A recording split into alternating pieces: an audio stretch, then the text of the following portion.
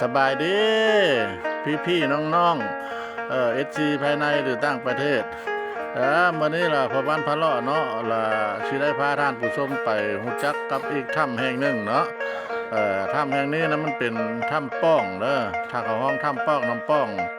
ผ่าหน่วยบางใหญ่ๆมันก็ซ่องกับที่ซอดภาคพุ่น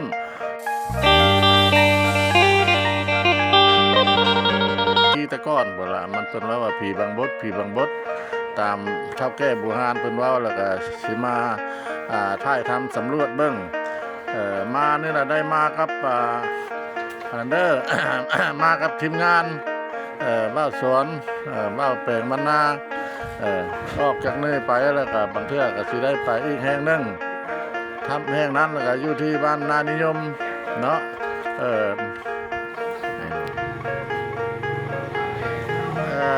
ได้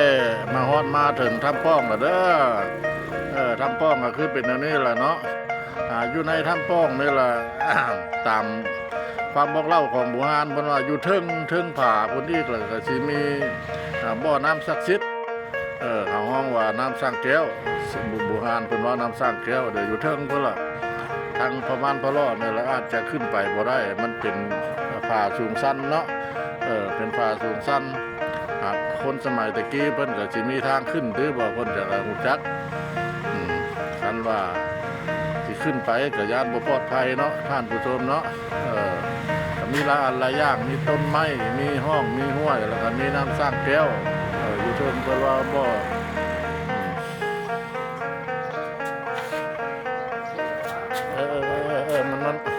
มันสุด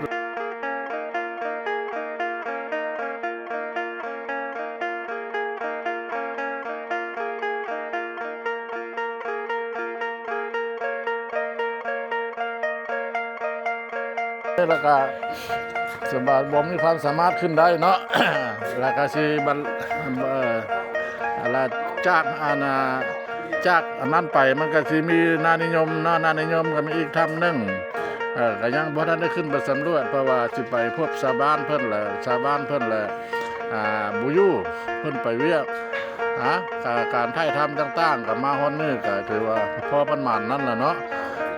ขอ อนุญาตปิดคลิปไว้เพียงเท่านี้ถ้าท่านผู้ชมรู้เห็นแล้ว กรุณากดไลค์กดแชร์เพื่อบ้านพะเลาะเด้อเพื่อเป็นกำลังใจสบายดีสวัสดี